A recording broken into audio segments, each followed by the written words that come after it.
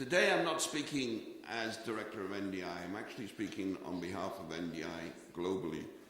And I want to start with a story that is very new. Parliamentary monitoring organizations around the world, 93 organizations in 63 countries, recently came together this year at the end of April and the beginning of May. They came together at a conference in DC, in Washington, to look at opening parliaments, openness in parliaments. The conference was hosted by NDI, the Sunlight Foundation, and the Latin American Legislative Transparency Network. And for the first time, a declaration was discussed about opening up parliaments. In July, between the 6th and the 7th in Paris, that declaration was reviewed at a conference on open legislative data. At the same time, online between July the 11th to July the 31st, the declaration was available for public comment.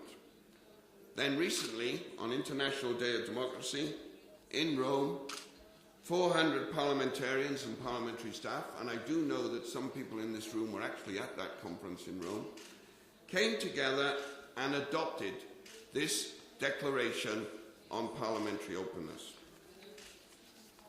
This conference in Rome, there were 4 principles about parliamentary openness that were agreed. The first principle,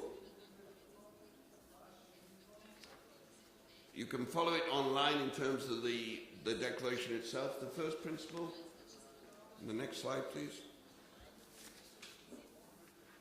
was about promoting a culture of parliamentary openness.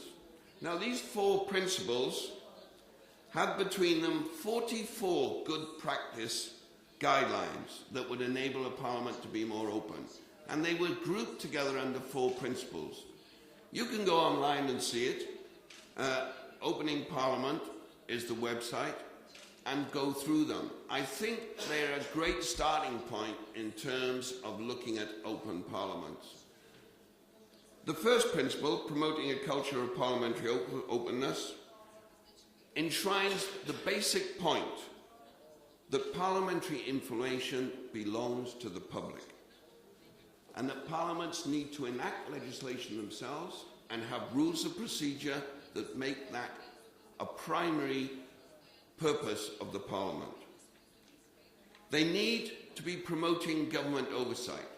Oversight should be one of the main aspects of parliamentary work, and it should be open and seen and accessible to the public. Parliaments need to promote civic education, especially amongst the young.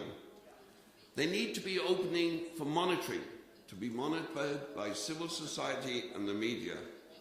And they need to be able to disseminate information in a timely manner and that is accurate. The second principle, next slide please, is about making parliamentary information transparent.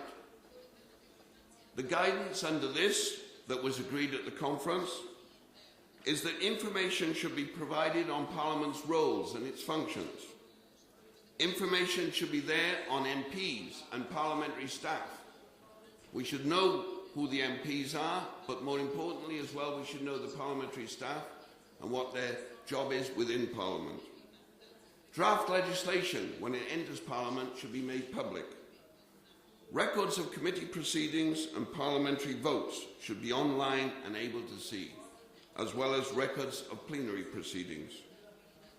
And there should be access to historical information online and available, and access both physically and online to parliamentary libraries.